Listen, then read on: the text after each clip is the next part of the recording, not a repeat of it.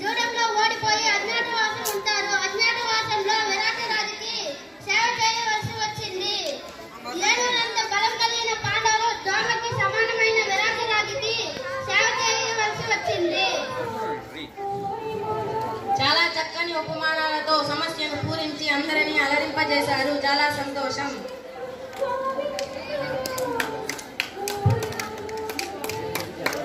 అవధాని గారికి నమస్కారం. అవధాని గారు సెల్ ఫోన్లు ట్యాబులు వచ్చినప్పటి నుంచి పిల్లలు రాజకీయ నాయకులు అబద్ధాలు చెప్పడం ఎక్కువైంది. పిల్లలు మధ్యాహ్నం నుండి బడిని వదిలి వెళ్ళిపోతున్నారు. మధ్యాహ్నం సెలవని చెబుతున్నారు. మరికొందరు మధ్యాహ్నం ఇంటర్వెల్ నుంచి వెళ్ళిపోతున్నారు. మధ్యాహ్నం మీటింగ్ అని బడి వదిలేశారని చెబుతున్నారు. హోంవర్క్ అయితే హోంవర్క్ అక్కడే రాయేశారని హోంవర్క్ ఇవ్వలేదని చెబుతున్నారు. మరి రాజకీయ నాయకులైతే ఓట్ల కోసం ఇష్టం వచ్చినట్టు వాగ్దానాలు చేస్తున్నారు.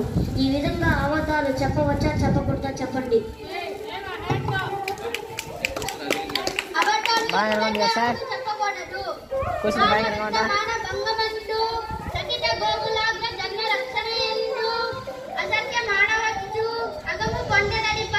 అబద్ధాలు ఎప్పుడంటే అప్పుడు చెప్పకూడదు. ఈ 4 సందర్భాలలోనే అబద్ధాలు చెప్పాలి.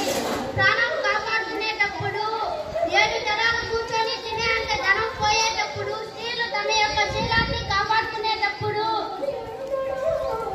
ఆవుల యొక్క ప్రాణాన్ని కాపాడుకునేటప్పుడు అబద్ధాలు చెప్పవచ్చు. అప్పుడు పాపం రాదు. తక్కిన సమయంలో అబద్ధాలు చెప్పకూడదు. ఇది భాగవతంలో బలి చక్రవర్తికి శుక్రాచార్యుడు చెప్పాడు.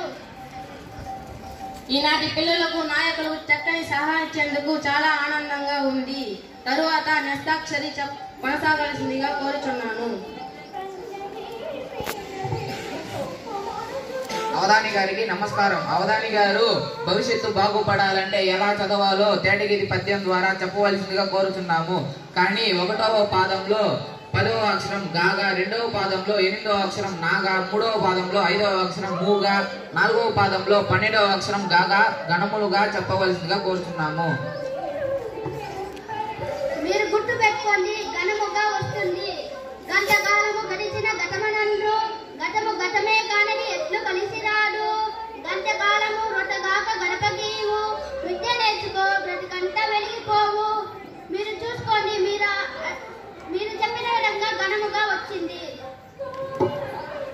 ట్యాబ్ సెల్ ఫోన్లతో కాలాన్ని దుర్వినియోగం చేస్తున్న విద్యార్థులకు మంచి సందేశాన్ని ఇచ్చారు. చాలా సంతోషం. తరువాత పురాణ పఠనం. అవధాని గారికి నమస్కారాలు. నృత జలపూరితంబులగు నూతులు 100 కంటే సూనృతవత యొక్క బావి మేలు. మరి బావులు 100 కంటే తక్రదు అది మేలు. తక్రదు శతంబు కంటే ఒక సుతుండు మేలు. తత్సుత సుతుండు కంటే ఒక సూనృత వాక్యము మేలు. అవధాని గారు, ఈ పద్యం ఎవరు రచించారు? ఏ గ్రంథంలోనిది? ఏ సందర్భంలో చెప్పారు? ఈ పద్యం మహాభారతంలో ఉంది. ఇది శకుంతల దుష్యంతుడికి సత్యం యొక్క గొప్పతనాన్ని చెప్పి ఈ పద్యం చెప్పింది. ఇది తెలుగులో నన్నయ్య అనువాదించిన మహాభారతంలో ఉంది. సత్యము గొప్పదనమును గొప్పగా వివరించారు. ధన్యవాదములు. తరువాత దత్తపది. అవధాని గారికి వందనము. అవధాని గారు హరిశ్చంద్రుడు ప్రతి 4 పాదాలలో వచ్చేటట్లు శీర్ష పద్యంలో తెలుపవలసినదిగా మనవి చేస్తున్నాను. అన్నదానము గొప్పదన వచ్చునే కాని అన్నంబు దాములో అరిగిపోవు. వస్త్రదానము కూడా భవ్య దానమే కాని వస్త్రమేధాదిలో పాతదగును. గృహదానం ఒకటి ఉత్కృష్ట దానమే కాని కొంప కొన్నేళ్లలో కూలిపోవు. భూమి దానము మహాపుణ్య దానమే కాని భూమి అన్యుల చేరి పోవచ్చు. అరిగిపోక ఇంటికయ్యేది తిరిగిపోక కూలిపోవక అన్యుల పాలుగాక. నిత్యమై వినిలమై నిత్యమై ఒప్పుచుండు విద్యాదానం ఒకటి జగతి. దానాల గురించి దత్తపదిలో బాగా చెప్పారు. ధన్యవాదాలు. అవధాని గారికి నమస్కారం. అవధాని గారు 3 ఏళ్ల అమ్మాయికి 4 ఏళ్ల అబ్బాయికి పెళ్లి చేశారు. వాళ్ళకి బిడ్డ పుట్టింది. అది ఎలా సాధ్యం? దీనికి సమాధానం మీకు తెలియదా? ఇది సులభం.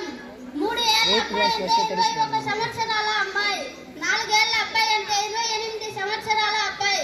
వాళ్ళిద్దరికి పెళ్లి చేస్తే ఇంకా మరి పిల్లలు పుట్టరా? ఇది కూడా నీకు తెలియదా? తరువాత వర్ణన. అవధాని గారికి వందనాలు.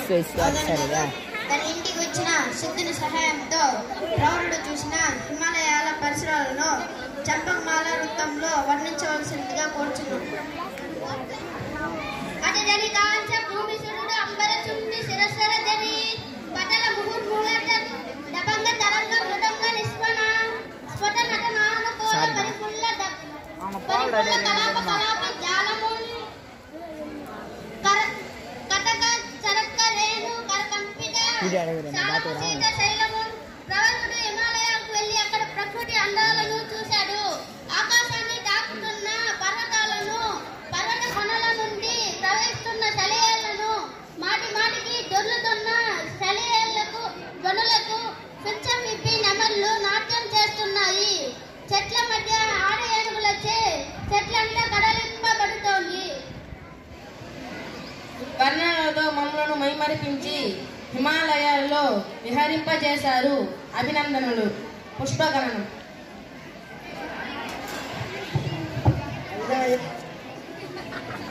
అవధాని గారు ఇప్పుడు ఎన్ని పుష్పాలు వేశాను?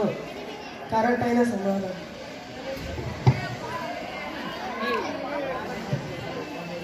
అష్టావధాన పుష్ప పరిమళాలతో మమ్మలను ఆనందింపజేసిన అవధాని గారికి రుచికులకు అభినందనలు తెలుపుతున్నాము.